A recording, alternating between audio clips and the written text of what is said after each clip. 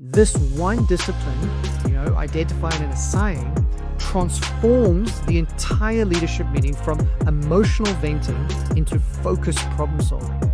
Hey everyone, I'm Dimitri, counsellor, coach, speaker, and leadership specialist. And for the past few years, I've helped hundreds of schools and leadership teams build systems that turn confusion into clarity and talk into measurable results.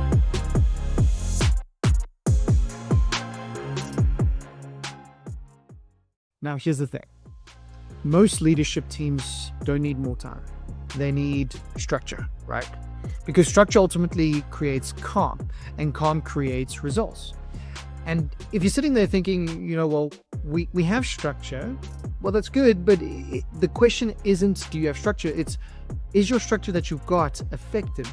Well, in this episode, I'm going to show you exactly how to run a 45-minute weekly leadership meeting that actually drive results, not just repetition. So have you ever left a meeting thinking to yourself, we just spent about an hour talking about the same things we spoke about last week. People give updates, no one listens to the same issues keep resurfacing, and by the end you're not even sure who's doing what next, right? So you know that feeling where you spend 45 minutes in a meeting and it's all noise but no movement, or even worse, you come to the conclusion that this meeting could have just been done in an email. Well, here's the truth. If your meetings don't have a clear structure, your people will fill that space with stories, with blame and repetition. The purpose of a leadership meeting isn't just to talk, it's to create clarity and commitment. And that's exactly what the system that we've created does, right? So the first thing that we need to do is we need to talk about the agenda, right? And what's on that agenda. So every high performing team runs on a rhythm, and rhythms begin with a repeatable agenda. Now, before I speak about that specific agenda, I think we need to understand the purpose of any meeting, right? And that is to achieve this thing called synchronicity. If you don't like your culture, meetings can help that. People aren't on the same page, meetings can align that. When I sit in front of the CEO who is struggling with culture, one of the first things that we look at is, okay, well, how do you run your meetings? From the meetings and how they are run, it can give a good indication to show whether or not the team will succeed or not. So the 45-minute leadership meeting follows a 5-part rhythm. Now, remember, this is like a dance. You're trying to sync with your partner in this, and in this case, it's your team, right? So the first thing is you have wins. You're going to spend about 3 minutes on those. The next is numbers. You're going to spend 10 minutes on those. Blocks, about 15 minutes, commitments, 10 minutes, and then you close off, which takes about 2 minutes. So let's break that down.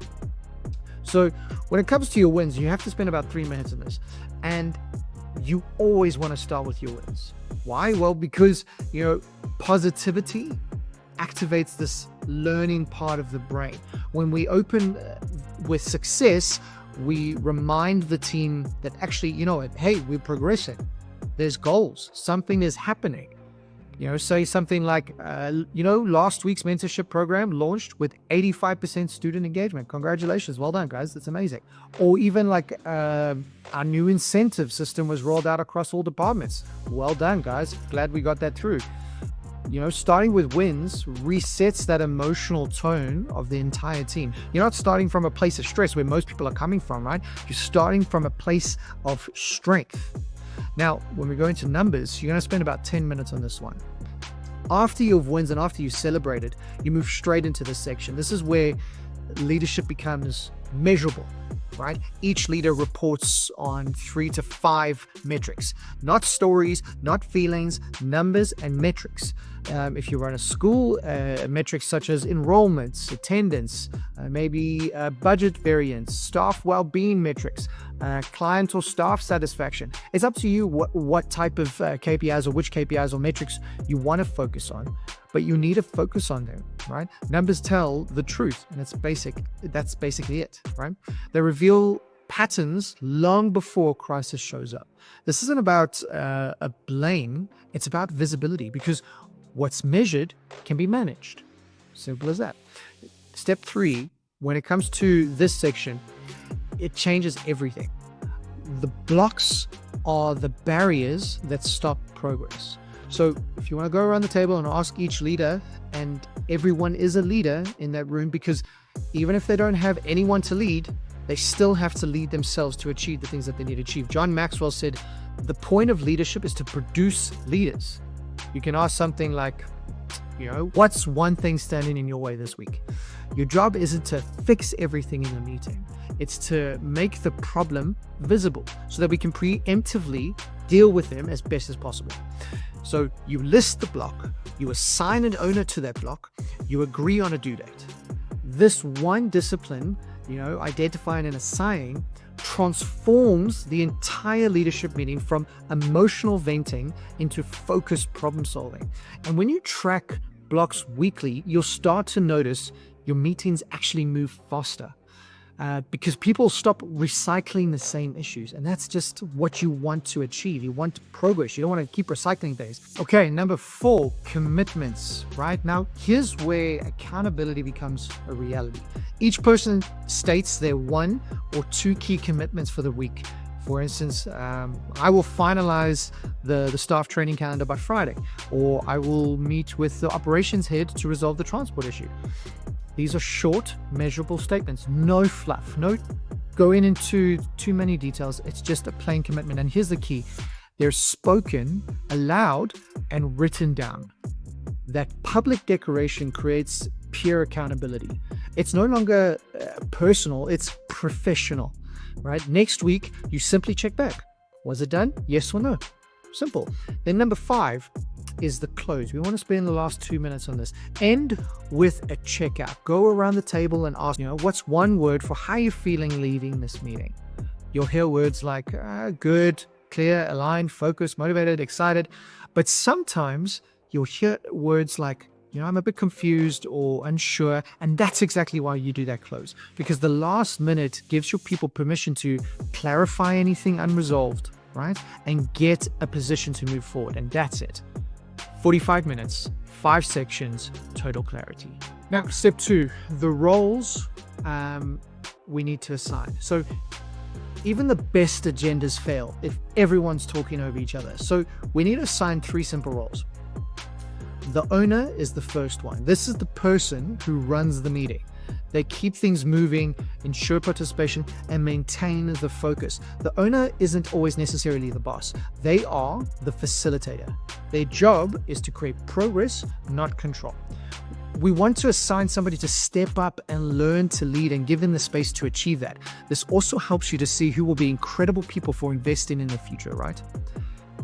The second one is the scribe. The scribe documents commitments, numbers, and blocks, right?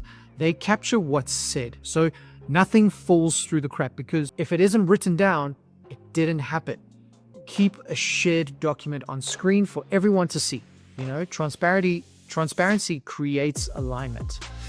Number 3, the third role is the timekeeper. This is the unsung hero of efficiency. Their job is to keep the meeting on track. If the wins go past 3 minutes, they gently move the meeting a bit forward. If blocks turn into debates, they pause and park it. The timekeeper protects the energy of the room, the meeting, and the people. When one of the teams I worked with added this role, their meetings went from 75 minutes down to 48 minutes without even losing a single piece of content. Efficiency improves morale. With these 3 roles, you can do it one of 2 ways. You can assign permanent roles or assign temporary random people to the roles to test it out. And I would recommend giving both a try. Now, let's talk about something really important.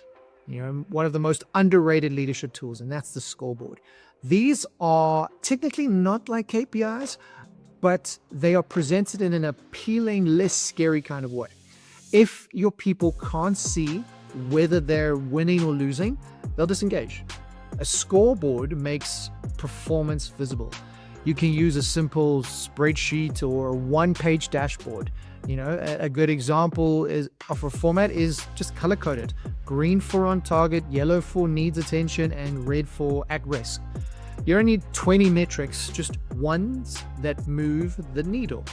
The 18 other metrics you can handle one-on-one with each person individually, and when everyone sees the score, they naturally play to win. No emotion, no excuses, just data that drives action. So let me give you an example from my life. I worked with a school leadership team who met every single Monday. They had 2-hour meetings. There was no structure, no follow-up. Everyone dreaded that meeting. So what we decided, we implemented this 45-minute rhythm: wins, numbers, blocks, commitments, and close. And within 3 weeks, they reduced their open issues from 27 down to 9. 3 weeks. Meetings started finishing earlier, decisions were faster, and accountability became cultural, not forced.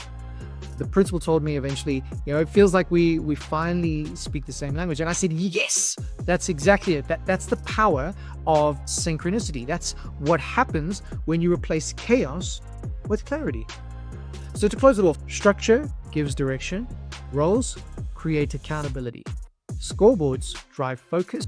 And if you want your meetings to produce results, you don't need to add more time. You need to create and establish a rhythm, because leadership isn't about managing people. You lead people, you manage tasks, and managing those tasks with clarity. That's the most important thing. So your next action step is, you can download the free 45-minute leadership meeting template in the link in the description below. You run your next meeting using the system and watch your conversations shift from talk to traction and see the transformation happen in your team.